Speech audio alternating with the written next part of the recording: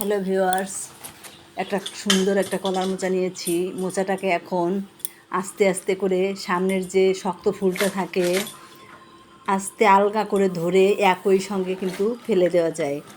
সেভাবে আমি মোচাগুলো সাজিয়ে সুন্দর করে এভাবে কেটে নিয়েছি আর রাইস কুকারে জলের ভিতর রেখেছি। দেখুন, এখন মোচাগুলো ভালো করে ঝুড়িতে করে আমি ধুয়ে নেব।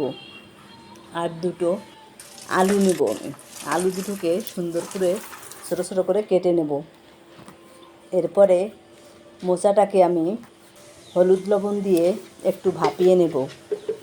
দেখুন, এভাবে হলুদ লবণ দিয়ে ভাপিয়ে নিয়েছি।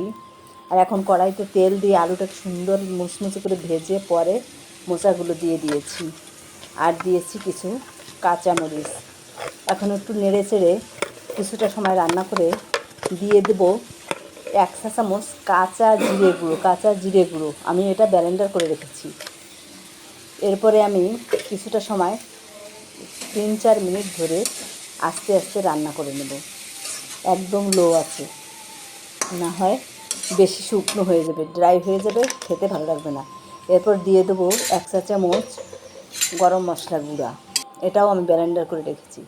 দেখুন, আমি মোচাটা নামিয়ে নিয়েছি। কালারটাও অনেক সুন্দর হয়েছে, একটু কালো হয়েছে, কিন্তু খেতে এতটা মজার। এভাবে নিরামিষ মোচা একবার খেয়ে দেখতে পারেন। ভালো।